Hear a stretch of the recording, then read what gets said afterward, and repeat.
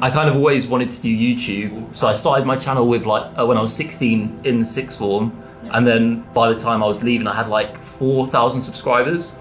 I mean, it did all right. It was only a couple of years, but it wasn't enough to like do it. So I was like, hey, I'll get a job doing something and then do YouTube on the side.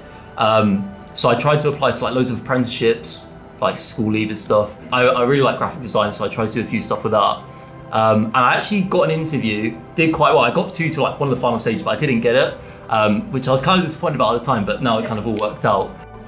Hello and welcome to Creator Behind the Influence podcast with Digital Voices. I'm Jenny Quigley-Jones, the CEO, and today we have a brilliant guest. We have George Mason, who you might know as the Catfish King, the ultimate catfish. He actually is real, he's here. And George is a YouTube creator with about 800,000 subs who you've probably seen tricking someone into believing he's on holiday or he's Harry Styles' brother or, you know. So just the standard stuff. Yeah. So George, do you want to introduce yourself properly? Yeah, my name's George. I'm a YouTuber, as Jenny said, the biggest catfish. And yeah, some people may know me as Sue Manila as well, Harry Styles' alter ego. But yeah, that's about it. Pretty exciting. Yeah. I mean, it's a pretty big claim to fame. Yeah, it's very strange claims, but claims nonetheless. So how did you get started with YouTube? It was like 8 years ago, so you must have been, how old, like 7? Well, this channel I was like 16. That was when I started this channel, but before that, I've been doing YouTube since I was probably like 13, so like over 10 years ago, on a separate channel, but I did like gaming videos. And yeah, just sort of, I mean, the reason I started was just watching people. I think I was watching like the likes like KSI back when he was doing gaming, and I was just like, this looks like a lot of fun. So yeah, I decided to try it, and here we are today. Do we have a clip? Can you send us a clip of like 13-year-old George? Yeah. Were you playing Minecraft or FIFA? Mainly FIFA. Yeah, I was a FIFA gamer. Were you reacting like KSI did on FIFA? I tried, but I didn't have the money to spend on FIFA to get like the reaction. So I was like, oh, reaction, but it just wasn't much to react to. So yeah, it was the best. Oh, I'm an adequate player. Yeah. So I was like, that channel only really got like 300 subscribers over like the space of like 4 years. So it wasn't great, but yeah, after that I kind of got bored with gaming.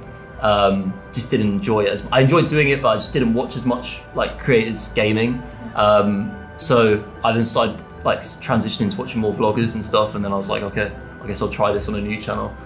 Keep the gaming stuff. No, I need to see that. Just keep that private. That's so you always knew you wanted to be, from like 13, you always knew you wanted to be a YouTube creator? Yeah, from very young, it was like, I just watched a lot of YouTube, and I was seeing people just like doing it as their job, like making videos, some people like vlogging their lives, and I was like, this is like the best job ever. It's like, I want to do this. So I was just trying to copy them basically. But the thing that really impressed me about this is lots of people start and then they get really discouraged really quickly. And they're like, oh, I'm not famous after like 6 months, like, oh, I'm gonna stop doing it. But you, 4 years and 300 subscribers, that shows like something motivated you that wasn't money or following. So like, what kept you posting? Well, I think I just liked making videos. Like, I've actually got videos of me before, I didn't think YouTube even existed, of just me on like my family computer just talking to myself, just doing random stuff. Like, it's a bit weird, but so it's like, I just like filming myself and just doing stuff. And I've always liked films, and like, I remember like one of the first people I remember watching was like Fred, you know? Yeah, that guy.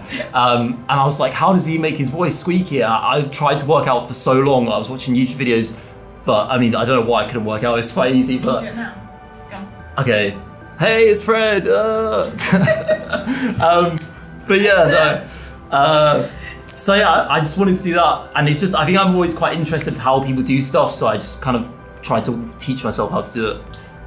So that reminds me of, you know the clips of Zoella when she's like 11? She's like 10 or 11, she's packing a suitcase. And she's like vlogging packing her suitcase. And YouTube didn't exist, and she was just like supposed to be a YouTuber, which I guess you were quite similar. Yeah, it's very much just, I can send you some of the stuff, but it's literally just me. Like, we only had one computer in our house, like a family computer, and I would just sit there on like the webcam, and I would just, on this like spinny chair, and I'd just be like talking, I'd sing.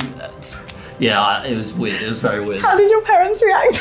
Well, I'd usually do it when they weren't there, but I mean, I'm sure they've probably like gone on the computer and been like, what is this? But oh, that's not fun. yeah. Did they? I mean, you said that you had a job for a really short time working with your dad, who was a plumber. Yeah. So I went to school obviously, and then I went to sixth form. And to be honest, at school I wasn't like the best student. Like I wasn't naughty, but I just wasn't like, I didn't really try too much. So I did all right at school. I didn't do terrible, but I didn't really do well enough to go to uni. But I didn't even apply to uni. I was never in my plans. But I kind of always wanted to do YouTube. I even knew then, like I was like, I want to do YouTube. But I only had, when I left school, so I started my channel with like when I was 16 in the sixth form. And then by the time I was leaving, I had like 4,000 subscribers. So it's like, I mean, it did all right. It was only a couple of years, but it wasn't enough to like do it. So I was like, hey, I'll get a job doing something and then do YouTube on the side. So I tried to apply to like loads of apprenticeships, like school leavers stuff, kind of in like this sort of, what you guys do, sort of marketing agencies. I really like graphic design, so I tried to do a few stuff with that. And I actually got an interview, did quite well. I got to like one of the final stages, but I didn't get it, which I was kind of disappointed about at the time, but now it kind of all worked out. But because of that, I didn't have a job, and I was just sitting at home trying to do YouTube, and my dad was like, you can't do this, like you're just not earning any money, making videos in your room. So he was like, you got to come work with me. So I worked with him for like a year, and I went to plumbing college, which is an experience. But you were useful. Yeah, I can say I'm a fully qualified plumber, so it's always heard it here first. Yeah. So yeah, I did that for a year, and then my YouTube started doing a bit better, so then I could quit. So how did your parents react to it? I mean, like, you're growing up, you're like 13, they've seen you spinning on your swivel chair. Yeah. How did they react to you being like, I want to be a YouTuber, I want to make YouTube videos? So, I mean, to be honest, so when I did the gaming stuff, I kind of just shared that, like everyone in my school knew. And then when I started doing like the more vlogging, like me sitting in front of a camera, I found it a bit more embarrassing because it was my face in it before. It was just a lot of gaming, like a bit of my face, but more just gaming stuff. So I didn't tell anyone, like no one knew. I'd only do it when no one was in the house. Completely all private. through sixth form? Yeah, no one knew. Okay. And then, so my cousin somehow found my channel, I don't know how. Then she told my whole family, which is great. So I wasn't private anymore. And then someone from my school, who was my friend, found my channel. I think like maybe like a year in. And he was like, no, I'll keep it private. I won't tell anyone. Why don't you tell anyone? I was like, I don't want to tell anyone. He's like, okay, I won't tell anyone. Then he told people. So everyone ended up finding out, not through me though, which to be fair, I didn't really mind. Like, it's kind of a weird thing to be like, oh, by the way, I do this. So yeah, when they found out, they're like, okay, that's cool. But when it came to actually like quitting plumbing and being like, okay, I want to do this, I had like just under like 30,000 subscribers. So not really enough to be doing it full time. But I'd been working plumbing for a year. I didn't like it, but I didn't really do much else. So I was kind of saved a bit of money. And there was never like a conversation like, okay, Dad, like I want to quit. We were actually in Spain on holiday. And I came across this video, and it was, I don't know what it's called, but it's like this guy, it's quite a famous speech, and he's like, what would you do if money was no object? Yeah. And I was like, what would I do? I was like, I'll do YouTube. So then I was at dinner, I was just talking to my family, I was like, what would you do if money was no object? And they were like, oh, I'll do this, blah, blah, blah. I was like, yeah, I do YouTube. And they're like, why don't you do it then? I was like, well, I guess I will then. And that was it. But at the time it was kind of awkward because my dad didn't really want me to do it because he's got his own plumbing business. So it's like, he kind of wanted me to take that over. Like he invested money into me. He bought me a van, literally like a month before that. So it was like, okay, bye. But I mean, he got used to the van himself, so it wasn't too bad. But yeah, he wasn't like thrilled about it, but he was happy for me to do because I wasn't happy doing plumbing. So it sounds like they really wanted to support you and like make sure you're happy, which is good parents. Yeah. Like that's exactly what you kind of. Yeah, I was lucky with that because I could imagine a lot of parents would be like, no, unless you're showing them like I'm making this much, which I wasn't, so I couldn't do that. Did you? Okay, so in school, when people started finding out, did they treat you at all differently, or was it like, did they find it funny? Did more people want to be your friends since you became successful like later? How's that? Well, so when I was in school, I had like 1,000 subscribers, which was like massive because my last channel had like 300 in like, I said, like 4 years. So this had like 1,000 in like, maybe like a year. So like people were like, well, this is really, like, all my friends that didn't know, they're like, oh, like, because they all knew about my gaming one for 300 subscribers. They're like, oh, you've got so many subscribers now, like, this is really good. But I was still embarrassed at the videos at the time because, I mean, they weren't great videos. I was quite awkward and like cringe. Everyone is. Yeah, exactly. So it's like, it is what it is. But I guess I wasn't like proud of the videos. So when people would talk to me about it, I'd be like, oh, yeah. But yeah, no, people didn't really treat me any differently because it wasn't like I was like super famous or anything. Yeah, it was just a thing, I guess. It's funny because I think it's so easy to get, like, especially with YouTube, to get caught up in like, I could have this many subscribers or this many. And when you just said like 1,000's a lot of people, it is. Yeah. Like, that's more people than in your year at school. And then you suddenly realize like people forget that excitement because they're chasing like the 100,000 plaque and the million plaque. I think it makes you forget how many people that actually is. Yeah, no, it was a big, like, as I said, because it took me so long just to get 300 subscribers, I was like, well, 1,000. Because I remember a friend of mine, he had a girl at his school who did YouTube, and she had like 2,000 or 3,000 subscribers, and he told me, and I was like, how? Like, how has she done this? Because this was before I started that, and I was just doing the game, and I was like, I've been doing this for 4 years, I've got 300 subscribers. How is she, like, how is this possible? So yeah, it definitely is that sort of thing of just, yeah. I guess when you get to like the bigger numbers and you see people achieving this big stuff, you kind of like, oh, it's just small. But when you actually take in individual people, it is a lot. It means a lot. Yeah, that's really cool. Yeah. So when you stopped plumbing, did you give yourself like an amount of time, or did you give yourself a goal to hit and you're like, I'll try it for 6 months and then if it works, it works? Or did you just say, I'm going to try it and see what happens? Yeah, so I was just, there wasn't like a strict like time frame. It was just, I'm going to try it.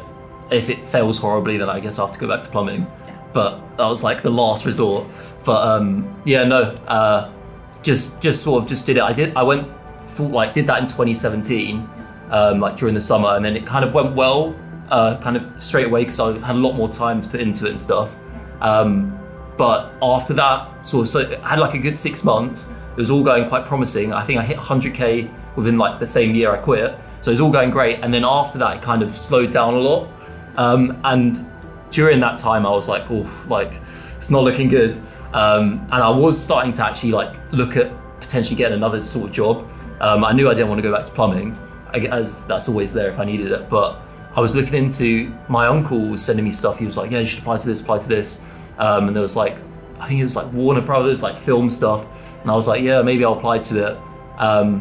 So yeah, I was literally filling in an application at the end of 2018. And then it's quite funny because then at the start of 2019, that's when I had my viral video of the faking holiday. So it's like, that sort of revived it. And I was like, okay, phew, it's safe. Was that because how many views is that on now? It's like 10 million around there, yeah. Such a good video. Yeah, it was like the perfect example of like engaging with your audience and like testing different things across different platforms. How did you come up with your ideas? So that idea specifically, I mean, honestly, there wasn't like a thing I was like, okay, I need to have a viral video. My family were going on holiday and I was like, okay, I'm gonna stay because my YouTube's not going great. I need to sort of do some videos. So they all went on holiday without me. So I had a free house and I was like, what could I do? And then I think I was just thinking like, I could pretend I was on holiday with them. Like they're all on holiday, I'll just Photoshop myself into the pictures. And I was like, I could make a good YouTube video. So now it happened one day and I just had a whiteboard in my room and I just planned it out. And I was like, okay, I'm gonna do this. And literally the next day I was like, FaceTime my mum, I was like, Mum, I'm gonna pretend I'm on holiday. Okay, don't worry, I'm not actually going on holiday. And yeah, I just did it. Like, it was very much just like spare of the moment idea. And it's a big sort of catalyst for my channel. Yeah, and did that change the way you make content afterwards? Oh yeah, 100%. Like before that, my content was very much just like, I'd sit in front of a camera and I'll be like, hey guys, today I'm gonna do this. And it would just be very much just sat down talking. Whereas with that, it was a lot more walking around, going out, filming stuff. Yeah, so it definitely, after that, I was like, okay, I actually really enjoyed doing that. And I was really happy with how the video went. So I was like, this is gonna be my sort of style. Yeah. That's how it all started. So that's how, because at the minute you're producing like one video a month. You obviously put a lot of thought into the ones on your main channel. Like a lot. How do you, like, do you have a creative process? What is? There's not like, it's not, you can't really force it for me. So it's like, sometimes I sit down like, I need to think of a video. Like I haven't uploaded for like 2 months, 3 months. I need an idea. Because like with my channel, it's like I don't want to do like a half-hearted video just for the sake of it. So yeah, it's always trying to think of something. But for me, it's like if I sit down, I'm just like with a pen trying to write down ideas. It's like it doesn't work. So my sort of approach for like inspiration, getting ideas, is I'll literally just go onto YouTube on my computer and I'll just look at the sort of homepage and I'll just keep refreshing it, just looking through all the videos, and I'll just see what other people are doing, sort of what's doing well, and then just try and sort of come up with ideas through that, really. That's really cool. So you actually let the algorithm help you make your creative decisions. Yeah, so it's very much, because with my videos on my main channel, it's more so just I'm trying to, obviously I'm making the videos for my like current subscribers, but I'm also trying to reach a new audience. So it's like I have a second channel which is more just, it's not too worried about reaching a new audience, it's just sort of entertaining my current audience I have. Whereas my main channel, it's more so trying to reach out, trying to like reach a new audience, and I guess trying to get as big as possible.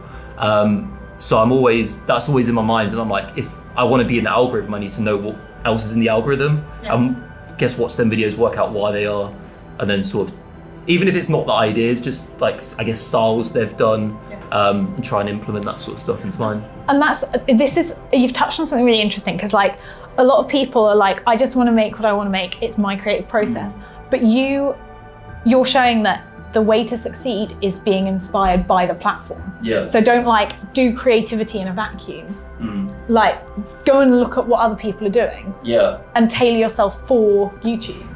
And it's not like you have to, I'm not saying do stuff you don't want to do. Like there's been loads of trends that I could have done that I didn't want to do, but I just didn't because I didn't want to do it.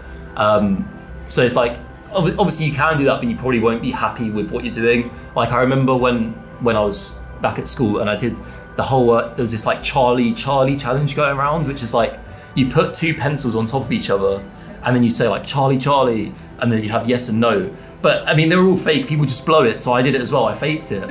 And it was like, this is just terrible videos. They did well for views, but I was like, I didn't enjoy doing this. So it's like, when my channel was a lot smaller, I kind of experimented with like jumping on trends, doing stuff like I did videos with my sister. Yeah, a lot with my sister. A lot of pranks with your sister. Yeah, so it was like, I kind of learned what I liked doing and what I didn't like doing. Yeah. So I think that's why I'm grateful for my channel not just blowing up instantly, mainly because the videos I did at the start were awful. So if they did blow up, I would kind of, I don't know why they'd blow up, but yeah, it allowed me to have a lot of like trial and error, which, you know, I think helped a lot. And it sounds like you, instead of being motivated by like a subscriber goal or a money goal, it sounds like you really want to make stuff that you're proud of. Because you've talked about being proud of your videos a few times. Yeah. And that's quite different. Like honestly, some people start YouTube in a very different way. Yeah, no, I've always liked making videos, and like for me, I just want to show people my videos because I know like they're good, and well, personally, not to be big-headed, but I think they're good. So it's like, I just want as many people to see them as possible. And I think I'm quite a creative person, and yeah, when I make something that I'm proud of, I just want as many people to see it.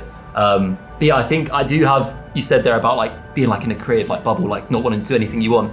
And I feel like part of me is like that, where it's like, I do have, I guess, I don't know if it's integrity, but it's like artistic integrity, where it's like, I don't want to do something that's not, you know, I wouldn't be proud of. But yeah, it's very much, if I have an idea that I'm like, that could do well, but I don't really want to do it, it's like, I would rather not do it. Yeah, that makes sense. I want to plug here, because talking about integrity and like craft, I'm going to plug a little photo of your merch here, because I actually think, we'll put a photo in, but I actually think it's really cool. Whereas, and we were saying a lot of some other creators might not put so much care into like the quality or the design of what they make. Whereas it sounds like that's not something you do. Yeah, so with clothing and stuff, it's always something that, like, I'm quite an artistic person. Like, I did art at school and A-levels, and it's something that I just really like doing. So all the merch I do myself, and it's like, well, back when I was at school, same time I was doing YouTube, I always wanted to have like a clothing brand. Again, not George Mason t-shirts, just like a cool clothing brand that I could wear, people could wear. And I designed loads of stuff, but I just never made any. Because as I said, like, I really like graphic design. So I just make stuff like constantly. So with the Catfish clothing stuff, yeah, I just try and make high quality stuff. It's to be honest, with the merch, I don't make loads of money from it. It's more just of like a passion project on the side, because I try to get like, I don't want to make it expensive, because like the t-shirts I use, they're like vegan, fair trades, you know, all the stuff. And you're like, it's so much more expensive to do it the ethical way, and then you're like, but it's fine, I'll do it. But it's like, I can understand why people don't do it the ethical way, but it's like, I'd rather do something good rather than just for the sake of a bit of money, you know. Something you're proud of. Yeah. And actually you can see this because we worked with you on Trainline brand. Yeah. And it was really funny because it was back when the agency was like 3 or 4 people. So I was running that campaign. Yeah. With some creators, when you brief them, it's like, give us the talking points, we'll just go, we'll put it into any video. But with you and Ben you're working with, there was a discussion on like, well, George wants the video to be really creative. George wants the video to be something he's excited by. So we did this like game style thing where we sent you on your first date ever. Yeah, it was my first date. It was so well edited. It was so funny. You with your pasta salad in your bag, that I remember. Yeah. And like we did like games and activities on the date, and like a trampoline park in Bristol. It was really random, and it was for Valentine's Day. Yeah. But it wasn't a normal brand. It wasn't like a sponsored message. It was like, you clearly want to craft something that you are proud to show people. Yeah, 100%. And even now when I work with brands, it's not just like, okay, just tell me what to say. It's like, I always try and make it like a seamless part of the video, where it's not like, okay, now is the branded section, blah, blah, blah, blah. It's kind of like, I try and get a brand that would work with the sort of the style of the video. And yeah, just, as you say, that was a really fun day. It's great. But yeah, it was quite intense because it was like, that was the first brand deal I'd ever done. And I was going on a date, I was like, am I gonna have to do this every time? Like, I was like, has it gone too far? Have we commercialized love? I was like, first date, first brand deal. Yeah, no, it was a really good video. I was proud of that video. It's just funny. But that's the other thing I think as well, like when we were first talking about ideas, from your channel, you seemed like so extroverted. And we were like, oh, you can get them to go up to people on the street. And then when I actually met you, I was like, oh God, like, can you imagine if that's what we'd done for your first date? You're actually quite like... Yeah, I'm a very introverted person. I'm not, I guess like on YouTube, like the persona is like extrovert, I guess, but that's because there's no one around, I'm just talking to the camera. But you'll notice like if I'm out in public, when I'm filming, it's usually voiceover because I can't deal with just going around like, hey guys, I can't deal with it, it cringes me out. But yeah, no, a lot of people do say that with me, they think I'd be a lot more loud and stuff, because I am very loud in videos, but that's purely because I don't want to be boring. Like if you watch my first probably year or two of videos, I'm very monotone and just like, oh, hey guys, so doing this. And it's like, no wonder no one was watching it because it was so boring. Pick up the KSI, like explosive personality. To realise that's what you're supposed to do. But yeah, no, it's, that's how that sort of stemmed. I said this to someone on my team, and it's so funny, like when he started, he was a creator before, and then for his first pitch to a client, we had to do like publics, we had to present to like a room of people. And I remember he was like so nervous, and I was like, what? I was like, why are you nervous? Yeah. Like, you've done this on YouTube before. And he's like, no, in front of people, I can't. Yeah. And I was like, try and put your YouTube persona on. And that really worked. But it's funny because like in real life versus in video, it's just such a different... Yeah, it's like, you're gonna be like, hey guys, it's like a deal at a meeting. But no, I'm the same, like, in terms of public speaking, that is like a bit of a, not a fear, but not something that I've done much of or I'm comfortable with massively. But yeah, with YouTube, it doesn't, you could be, 10 million people could be watching you, but it's not, you don't see them. Or you're just in your room talking to a camera. And if you say something wrong, you can be like, oh, actually, let's do that again. Edit. Yeah. What is something you've made that you're most proud of? Like the video, if you could like send someone a video that you're like, this is something I've made, what is the one? I would say the most recent video I made, the Harry Styles one. Both of them really, like the 2-part thing. I would say they're the most proud ones I've done, just because I guess like every video I make, I try and make better, which I think is why I haven't uploaded for a while, because it's like, how do I top that? But yeah, no, so I'd say that one was the most money, effort, time I put into a video. And yeah, I mean, it paid off, it's doing well. How much did it end up costing you? So the plaque itself was like $3,900 to buy, and then I had to pay like an extra $150 for shipping, and then I didn't have to pay an import fee. So yeah, it was about about $4,200, whatever that is in pounds. But do you think you're going to feel pressure to like keep upping the spend and keep doing bigger things? Are you going to end up like a Willy Wonka chocolate factory like Mr. Beast? Or I don't think so. For me, like for my videos aren't like, whereas Mr. Beast, it is very much like, for 50,000 subscribers, I'm going to give away a car. For 100,000 subscribers, give away 2 cars. And it just kept upping and upping. Whereas for me, it's like, obviously I did spend a lot of money on this video, but the video wasn't, I'm going to spend $4,000 on this. There was obviously like a whole other sort of narrative to it. So it's not just about the money. Obviously, it does make it a bit more interesting when you spend a lot of money because, you know, people like that. But it's obviously a bit more of a risk as well. I can't see you involving like random subscribers. Yeah. Because I think like, given that you've just talked about like your introverted, real personality versus the persona, I think it would be quite weird to like be bringing in random subscribers and doing that persona. Yeah, no, I think, that's not something I've ever really wanted to do. Like I see Mr. Beast videos and I'm like, they're cool, I enjoy watching them, but it's not something I'd want to do. Yeah. Do you have a next big thing you want to do? Like, do you have an idea that's like germinating? So not like a specific thing I'm working on. I'm working on a video right now, which is how many celebrities reply to you if you're verified on Instagram. So I basically, for a week, just DM'd Instagram celebrities, well, just celebrities in general, just seeing, because I'm verified on Instagram, I was like, how many people actually care about it and how many people reply. So that'll be coming out soon. But that, again, that video's been filmed for a while and I've been editing it, but I'm like, this video is not at the level of the Harry Styles one. Like, I went to such extremes with that, and this one's just me in my room DMing people. So yeah, there is that like internal battle of, is this good enough? Like, do I need to up it more? But I think for me, it's just like, just do it rather than don't think about it too much. I find like perfectionism can really stop you posting, and that perfectionism, like it's the same thing that keeps you going and like innovating, but it's the same thing that could stop you actually putting anything live. Well, that's why I made a second channel. Well, there was a couple of reasons, but it was because I was almost scared to post on my main channel, to the point of like, I don't know what to post. I haven't posted for a while.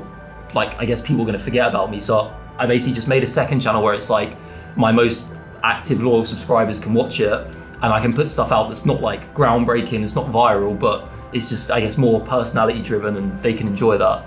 But now some of them videos have done well and like not gone viral, but they've like reached new audience and they've reached people that now watch me on that channel but don't actually watch my main channel. And it's like, now they want sort of these high quality videos and I'm like, guys, it's supposed to be like a relaxed channel.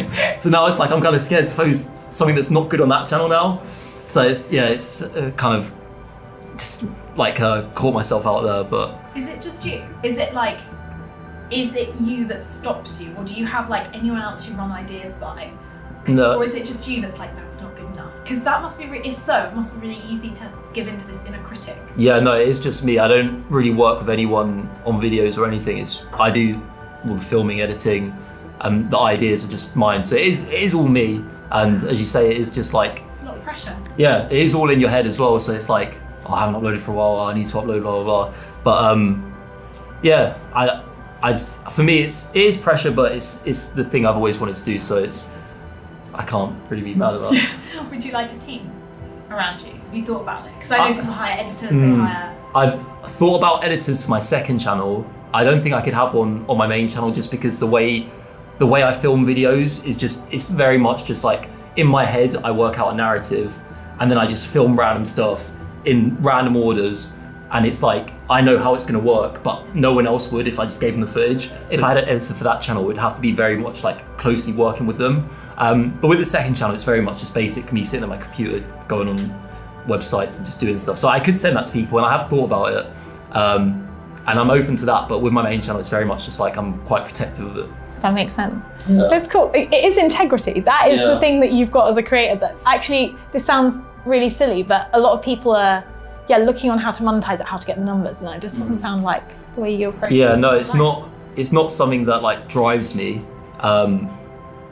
Obviously, you know, views are great, and that is obviously what I want, but it's like when I uploaded the Harry Styles video, at first it did well, but it didn't like go like straight away viral like my fake holiday video did. It was more like a slow burner. Were you like, for God's sake, this has to go viral? Not to go viral. Come on. But no, I actually wasn't mad, because like I knew deep down like it was a good video and I was proud of it. So it was like, part of me was like, I think this is still, if it doesn't go viral, it'll be like a very underrated video, but I feel like it had to go viral and it is slowly going up now. So say you could achieve anything in the next like 10 years, do you want to keep doing YouTube? Do you still want to be on YouTube in 10 years? And like, is there something particularly that you have as like a big goal? Yeah, 100% want to still be on YouTube. Like, I remember the first time, well, I think it was one of the first times I met my management, and we sort of sat down and they're like, okay, what do you want to do? Like, do you want to go into acting, presenting? And I was like, just want to do YouTube really. Like, that's not, I know some people get into YouTube because that's what they want to do, branch out into eventually.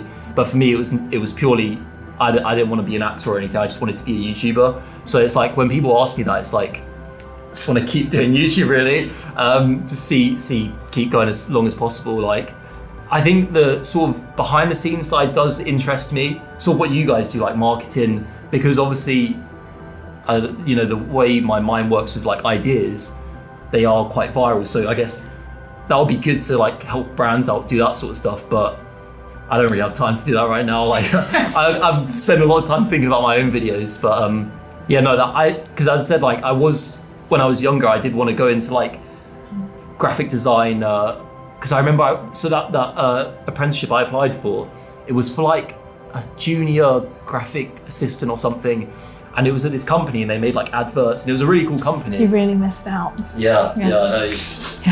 But yeah, they were a really cool company, and they did like adverts and they did editing and all this sort of stuff. And I applied for like a graphic design role, and I went to the interview and I was like to the guy, yeah, like I edit videos, I do Photoshop, I do thumbnails, blah blah blah. And he was like, okay, but what do you want to do? And I was like, all of it. Yeah, all of it. And he was like, well, you can't do all of it. You have to do one thing. And I was like, well, I don't know. I like it all. And he was like, oh, well, maybe you should just become a runner for like 6 months and see what you like. I was like, okay.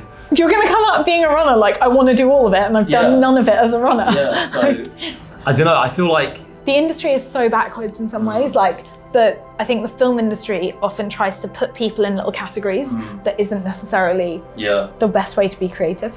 Well, I guess it's kind of like they want you to be like a expert in one sort of field and that's it. But I feel like I kind of like to do a bit of everything.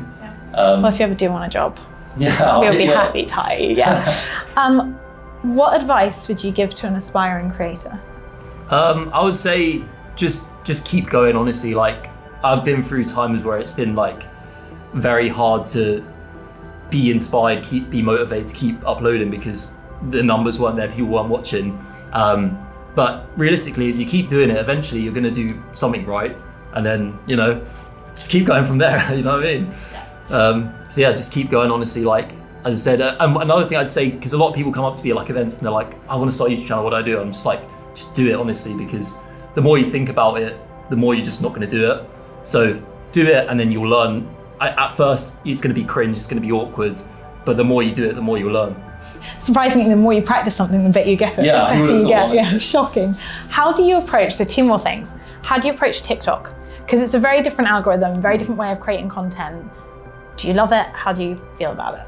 So I love TikTok as like a consumer. I spend a lot of time on TikTok, but as a creator, I don't really like it that much. Like I'm more of a YouTube guy, just because, I mean, I've been like focusing on YouTube for so long. That's how my brain works with YouTube. So it's like I'll have an idea, and it's like it's way too complex for a 15-second TikTok or a 30-second TikTok.